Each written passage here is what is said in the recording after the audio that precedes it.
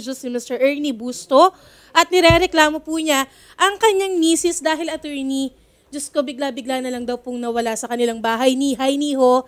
Hindi man lang daw nagpaalam. Lumayas na lang daw po bigla sa hindi niya malamang dahilan.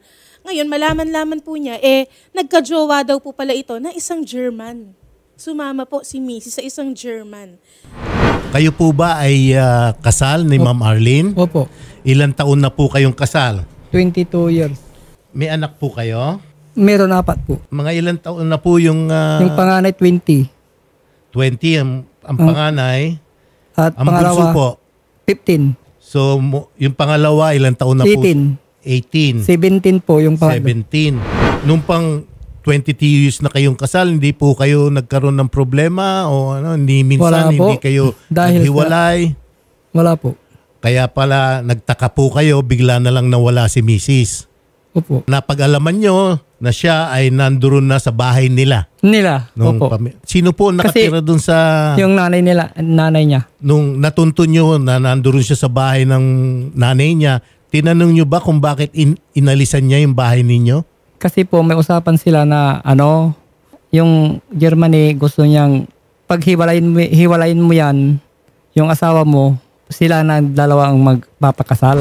Meron po German? German. Na kinausap siya na pag hiniwalayan ka, papakasalan siya. Opo. Inaano pa yung annulment.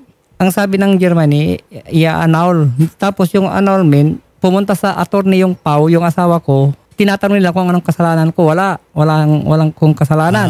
Tapos ngayon, pumunta na naman sa attorney na private. Pare-parehas na wala akong kasalanan. Ang sabi ng asawa ko, ako daw ang mag-annul, babayaran ng German kasi siya daw ang may kasalanan, yung asawa ko, yung sabi ng attorney. O sige, ganito. Wala akong kasalanan. Itong madalit sabi, boyfriend niya itong German na po ito, no? Kailan niyo po nalaman na meron siyang boyfriend na German? Nagsama na sila, nagkita na sila dito. Saan po ba kayo nakatira, sir? Sa Dagupan po. Dagupan. Yung pong nanay niya ngayon, kung nandun siya nakatira po, saan po yun? Sa Binmalay. Binmalay. So malapit lang din, ano? Parehas na Pangasinan po ito, no? Opo, Pangasinan. Kailan nyo nalaman na meron siyang boyfriend na German? Hindi. Ganito yun umpisa sa yung chat. Yung chat lang parang... Chat lang. Chat lang, chat. Oo. Ngayon, ng chat, hindi ko naman isipin na pupunta kasi napakalayo, ibang bansa. Nalaman mo na nakikipag-chat siya sa isang German? Alam ko po. Okay, alam po ito? Umumpisa sila ng April ng 2022. Hindi mo ba siya kinumpronta tungkol dito sa isinasagawa niyang chat na yan doon sa German? Sinong nagkumpronta? Hindi, kinumpronta mo. Hindi mo man siya tinanong kung sino itong German na ito at ano ang relasyon nyo at nakikipag-chat siya? Hindi ko naman tinatanong kasi pag nung chat ng chat, tapos kung ano-ano yung kinachat niya, sinabi ko sa kanya na nag-chat ka ng chat. Tapos pinag-awayan namin yan kasi ayaw niyang pinapablock ko. Nung nag-aaway kami, binablock, tapos mga 2 araw, binabalik. Parang yung sa akin, yung parang masakit yung kalooban niya. So kailan ito? September 2022? Opo. Okay. Inamin ba niya sa'yo na boyfriend niya yun? Sinabi ba niya kung anong klaseng relasyon meron siya? Oo, nagka-relasyon na sila. Nababasa ko na. Okay. Sinabi mo na nagkita na sila nito, ng German na ito? Hindi, nagkita na sila kasi yung ang gusto niya, makuha niya yung ano niya. No, makuha niya yung ibibigay sa kanya na sing-sing. Siyempre, chat-chat lang siya. Nasa Germany itong German na ito, no? Ano po? Kailan po ninyo nalaman na nagpunta siya rito? December 2. December na ng 2022? Opo. Paano nyo nalaman? Gusto niya na makipagkita dyan . So, nung December 2022, last December, nasabi nyo, nakipagkita. Pinayagan nyo naman? Ayaw ko, pero talagang ipipilit niya. Nagpipilit siya? Talagang, kung ayaw ko talaga, hindi niya ako kakausapin. Yung parang, sabi ko, pag magkikita ka dyan, sigurado kang baka maano ka kako. Pero talagang ayaw ko yan.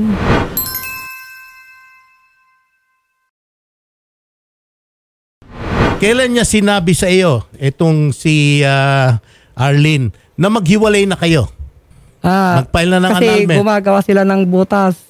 Paano gumagawa ng butas? Para makawala. Kasi gusto niyang mag-asawa sila eh. Gusto niyang, Kaya nag-away kami ng December 24. Yun na pala ang hindi na umalis na sa amin. Sa bigla-bigla na umalis na. Na pumunta na sa bahay nila. Ayaw na, parang umayaw na agad sa akin. Wala kaming away yan. Doon lang nag-away. Parang kasing madalit sabi, gusto kong sa iyo malaman. Gumagawa na siya ng dahilan para maghiwalay kayo. Yan po. Oo, tapos siya rin yung nagpunta. Sabi mo, nagpunta yan sa PAW, inayawan dahil walang dahilan. Wala. Dahil wala kang kasalanan. Nagpunta sa private lawyer, wala rin dahilan. Wala. Ang gusto niya, ako nang magpapel ng annulment kasi siya, may ebidensya ako na kasalanan niya yan. Oo. Kaya ngayon, babalik ta rin niya para mapadali. Dahil siya may kasalanan, kausapin ka.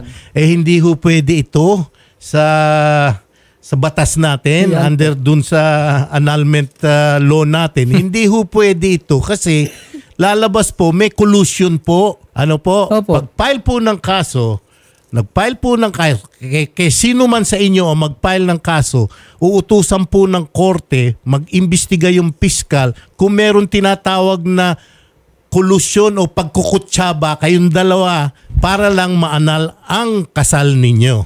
Actually, ito po, madami po ito, pero ito po yung ilan sa mga nakita ko, Papi. Sabi, I think you want sex now, too. Yeah, babe, sabi po ni Arlene. I miss sex with you, babe. I want it again, babe, sabi po ni Manfred. Sabi po ni Arlene, I want it too, babe. Why didn't you do one? I forgot, babe. Tapos po, I hope we can see each other again in June. Sabi po ni Manfred. Sabi po ni Arlene, yes, babe, I will find the evidence, babe, so I can file my annulment, babe. Sabi po ni Manfred, yes, babe. I want to be with you forever and ever, babe. Sabi po ni Ma'am Arlene. And sabi naman po ni Manfred, and I want to be with you forever and ever, babe. Because I love you, babe, so much, babe. Sabi naman po ng kanya asawa, I love you very, very, very much too, babe. You're the woman I really want, babe. Sabi po ni asawa niya, I will do everything, babe, to come with you, babe. Magandang hapon sa iyo, Ma'am Arlene Busto. Magandang hapon din po. Narinig niyo po ba yung mga paratang ni Mr. Ernie Bustopur sa inyo? Yes, sir. Inaamin niyo po ba yon? Yes, ma'am. Yes, sir. Okay. Tapos, kayo po ang nagsasagawa o humahanap ng paraan para maanal ang kasal ninyo ni Sir Ernie? Yes, sir. Kasi po, ako po sana, sir, kaya lang wala po akong ebidensya. Kasi po, sinasaksak nga po ako niyan, sir. Teka, sabi po niya, sabi palagi napapatayin niya ako. Sige. Tuloy mo. Sige. Tapos may baril po siya, sir. May baril. Sige po. Sino hindi matatakot, sir? So, yun ang dahilan mo, Miss Arlene, para hiwalayan si Sir at sumama dyan sa German na yan. Hindi naman po, pwede po. Kaya lang, hindi naman po agad-agad, sir, eh. Kailan po nag-umpisa ang relasyon niyo ni Mr. Manfred Nowak? Tagal na po. Alam din niya po, sir. Matagal na? Yes, sir. Alam din po niya. Alam niya, kaya nga nagagalit daw po siya eh. Hindi naman siya nagagalit, sir, eh. Nagalit lang naman po siya nung eh. Nung? Kasi po, nung pagdating ko po, galing Maynila. So madalit sabi, Palagi po niyang, nung nasa Maynila po kami, sir, palaging tumatawag sa akin na papatayin niya ako pagdating ko sa bahay. ganon. Sige, opo. So kaya gusto mo na maanal ang inyong kasal? Tapos po, nung dumating sa, siguro po, sir, po, para na po, matigil na. Ngayon, ito si Manfred Nowak, lumalabas dun sa mga palitan nyo ng komunikasyon o chat, ano? Alam niya na may asawa ka eh. Nagkukutsaba pa nga siya sa'yo para maanal ang kasal mo eh. Yes, sir. Kasi po, mahal po niya ako eh. Mahal ka niya? Po siya. Alam ba niya na bawal dito sa batas natin? Hindi po. Ikaw din. Alam mo ba na bawal yung mga pinaggagawa ninyo? Alam ko po, pero wala eh. So handa ka nang harapin lahat yan sa ngalan ng pag-ibig kay Manfred Nowak? Yes, sir. Oh, determinado naman pala, Sir Ernie. Kasi po, natakot na po talaga ako sa kanya, sir. Ayoko na pong mamaya, nung December 23 po, umalis po ako sa bahay. Hindi po ako nagpasko sa bahay na natulog po ako sa kalye.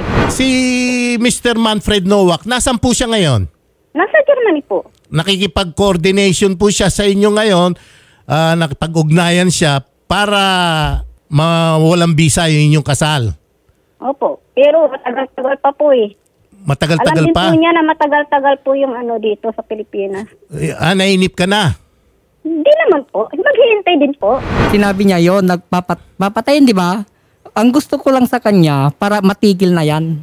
Ang gusto ko, kaya tinatakot ko na, papatayin kita kung hindi ka titigil. Yun lang. Pero bakit ko papatayin? May trabaho ako, alaman naman nila.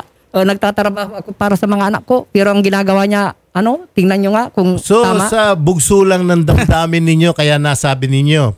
Pero gusto nyo ba siyang patayin? Hindi. Bakit ko papatayin? Tinatakot ko nga para matigil na kasi mahal ko yan. Ma'am Arlene, mahal ka pa raw, kaya, sir. Hindi lang. Ha? Tatawa-tawa Ayoko po na kayo. talaga. Huwag po sana tayong ganyan patawa, pinagtatawanan nyo. Asawa nyo po ito, pinakasalan ninyo, nagkaanak kayo ng 4. Huwag nyo hong pagtawanan na pag sinabi na mahal pa rin, mahal pa rin niya kayo. Kung mahal po ako, parang sir, yan. hindi niya po ko sasaksakin. May inano pa sa akin na kutsilyo, sir. Kinuha na niya yung kutsilyo. Pero hindi matatakot, sir. Tinakot ko nga, pero hindi ko talaga isasaksak. Kung isinaksak niya po ako, sir. Yan yung sinusumbat niya. Sige, sabihin mo yan. Sabihin mo. Tapos po, sir. Tsaka may baril po, nilinisan na. Baril lang sinasabi na naman. So nililinisan na yung baril. Sa tingin nyo, kaya nililinis, pwede nang gagamitin na po sa inyo. Opo. Kasi palagi po siyang nagagalit sa akin ngayon eh. Nung papatayin daw niya ako eh. Palaging kasi sinasabi sa akin. yan gumagawa nga sila ng butas para makalusot na sa... hindi po, sir. Sa yan, sir. Hindi ho magpo-prosper yung binabalak nyo na mag-file ng tawag na ito, ng annulment. Hindi ho. Kasi unang-una, hindi papayag si sir. Talagang kokontrahin niya yan. Kung ano man ang... po, sir. Kokontrahin niya yan. Ngayon po ba, meron na ho ba kayo na i-file na annulment? Wala po. Wala pa. Nagbabalak pa lang kayo. Sino po ang gagastos nitong annulment case ninyo? Yung si German. Si Manfred. Opo. At si Manfred din po ang nag-uudyok sa iyo na i-file na talaga ito. Annulment na ito. Gusto niyan. Babayaran daw. Gusto ko rin po, ma'am. Ay, sir. Paano naman po yung anak ninyong 4? Suporta. Kaya po, kung kung sa kanya po, hindi ko naman po sila pababayaan. Ang sabi ni Sir Ernie, kukunin ka raw ni Mr. Manfred after the annulment, Kukunin ka raw ni Mr. Manfred Nowak, daling ka sa Germany? Yun po ang sabi niya. Yun ang sabi niya, yun ang pangako niya sa iyo. Yes, sir. So, alam na alam po ni Mr. Manfred Nowak na itong si Miss Arlene Busto ay isang kasal na tao. Ay, iwan ko sa tayo. Alam po. Alam niya pala. Mag-file man kayo ng annulment. Kahit na sino sa inyo, hindi ho magpro-prosper o hindi ho mabibigyan daan ng korte yan. Kasi nga ho, lumalabas na may magkakaroon ng, kung pumayag ka man na yung sinasabi niya na magkukutsaba kayo para pailan, tapos ang gumagastos pa yung gusto niya samahan, ay wala ho mangyayari niya sa korte. Pwede rin po ninyong pailan si ma'am ng kaso na adultery. Yun. Pangalawa, pwede nyo po siyang pailan ng kasong adultery. So ikaw talaga wala ka ng balak bumalik sa iyong pamilya. Ngayon si sir naman dito, ako sa mga anak ko. Dahil sa kagustuhan mo na yun nga na pailan siya o hindi mag-prosper yung hindi matituloy yung annulment, yes, at papailan mo rin ba siya ng kasong adultery? Handa ka na ba? Kasi po magkikita pa sila ng John ata gusto niyang kunin ng 3 months yan. Kukunin. Kaya ayaw ko yung dapat gusto mo pigilan na hindi siya madala ng German sa anumang paraan. Gaklaw nila, no?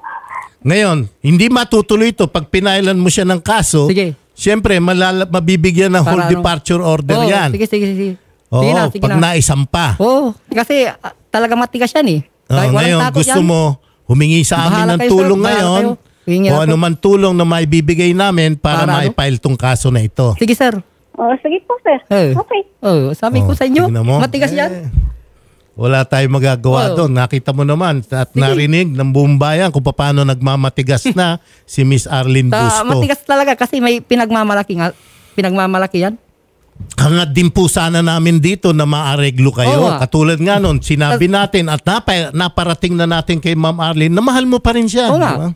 Ayaw niya pero ayaw niya na. Ayaw niya. Oo. Sige. Wala na po, sir. Wala na po tayo. Ano po, ma'am? Para Wala na po talaga, sir. Wala na talaga. Wala na sinabi niyang papatay niya ako. Sige. Wala na po. Yan nga. Pinasaktak ako. Wala na. Ayoko na po talaga. Sige. Ipapay yun Ganito na lang, Para na? Determinado. Both Para hindi parties, na determinado na. Oo. Para hindi, ayaw ko na talagang magkita na sila. So sa ganang amin, wala na kami magagawa. Sige Gusto sana namin magkaayos kayo. Oo nga. Gusto ko rin po sana. Oo. Na bumabalik sa amin. Kaya lang, nakita Pumupunta niyo naman naman. ako, sir. Gusto ko ibalik yung asawa Para ko. sa mga anak ko. Pero talagang matigas yan. Tignan nyo na. Bahala na. Sige, mabalikan kita, Ma'am wala na. Arlene. Paano po? Ano po ang gusto ninyo? Anong pangyayari ang gusto ninyo? Pumupunta po ako sa bahay nila. Pag po, so, binibisita ko po yung mga Parang anak ko para bigyan bibisita ng lang. Liwanagin natin gusto mo, no?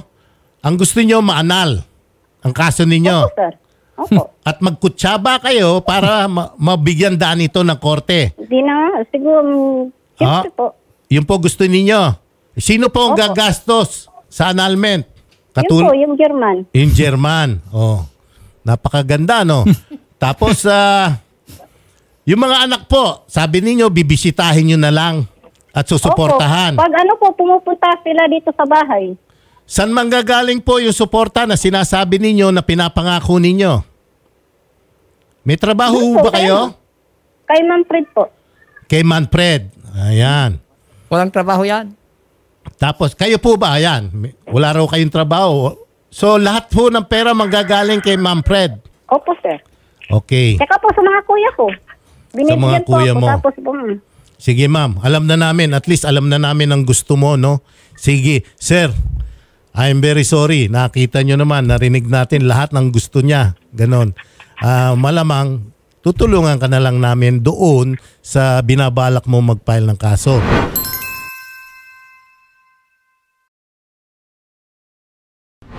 Ma'am Arlene, hindi naman sa pananakot, ano? Baka pagka na-file ng kaso, kasama ho yan si Mr. Manfred Nowak? siguro po. Kung Sige. Pwede rin kung gusto. Pwede. Oho. Kailan ho ba siya darating? sir, wala po, sir. Hindi na po siya darating. Wala na ngayon. So, okay, sige. Ganun na lang. Unahin muna natin. Baka meron ka pang gustong sabihin sa kanya, Sir Ernie. Talagang ayaw mo na talaga. Ano ka ba? Ayaw mo na sa akin. Isasampa lang kaso. Ayoko na talaga. Talaga ba talaga? Suko lang. Salamat po, Ma'am Arlene. Kakausapin po kayo ng staff kung paano kayo matutulungan tungkol dun sa mga balak nyong legal. Ano po? Sige po. Maraming salamat po. Maraming salamat din po, Ma'am Arlene. Ano? Okay po. Thank you po, sir. Okay, sige.